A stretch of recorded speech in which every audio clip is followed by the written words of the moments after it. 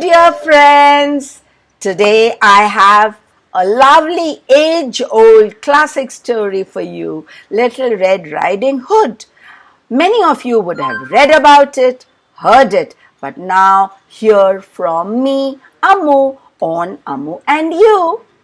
Once upon a time, there was a little girl who lived with her mother in a tiny cottage on the edge of a large wood. The little girl's grandmother had made a beautiful red cloak with a hood, so people called her Little Red Riding Hood. One day, Little Red Riding Hood's mother asked her to take a basket of food for her sick grandmother who lived on the other side of the forest. Now, Little Red Riding Hood was a kind girl and she loved visiting her grandmother, so she happily set off to see her granny. She had not wandered too far when she stopped to pick some flowers for her grandmother. Just then a crafty-looking wolf wandered by. "Hello, my lovely," he smiled. "Where are you going on this fine day?" "I'm going to see Granny who lives in the cottage on the other side of the wood. She's not well." "What a thoughtful girl you are," said the wolf and ran away.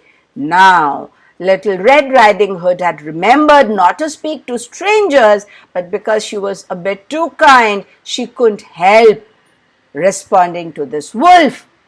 "What a nice wolf. He speaks so well," she said. And she set off to meet her granny.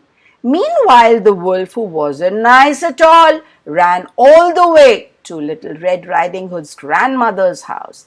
Oh, goody, as he peeped through the window and saw Granny lying in bed. He licked his lips and knock, knock, knock. "Yoo-hoo! Here I go. Who is it? Is it my Little Red Riding Hood? Come in, the door is open. I've been expecting you," said Granny. With that, the wicked wolf pushed his way into the cottage and jumped on Granny and gobbled up. In a single gulp, Granny reached the wolf's tummy, and quickly he put on one of her night dresses, nightcap, and popped on her glasses and jumped into her bed. Few minutes later, when Little Red Riding Hood reached and knocked the door, what did the wolf do? Pulled the blankets up to his chin and said, "Come in, my dear. The door is open and I've been expecting you."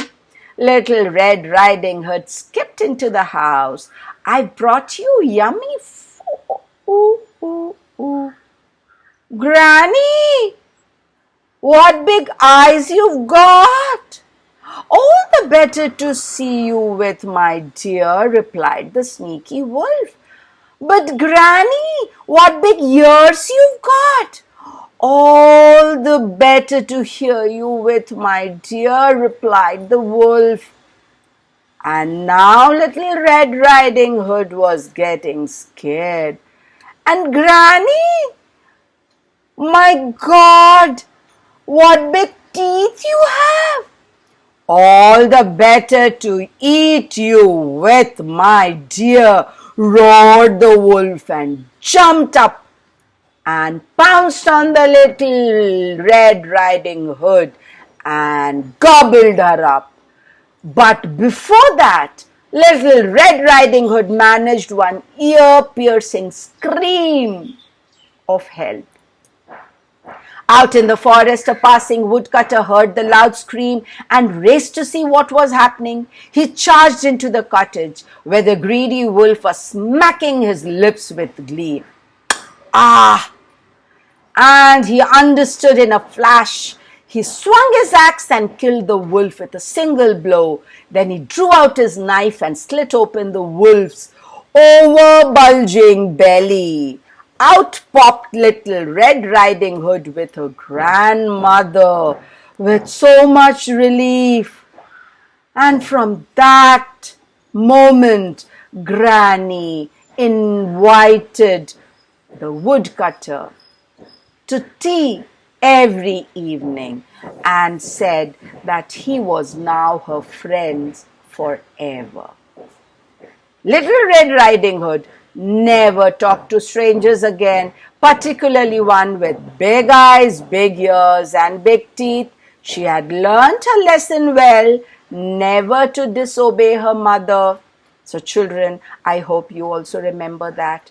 Never talk to strangers when you are alone. Like, share, subscribe, press the bell icon. Thank you for listening to the story, kids. Wait for Ammu when I come back again with another one. Till then, Ammu says, Tata.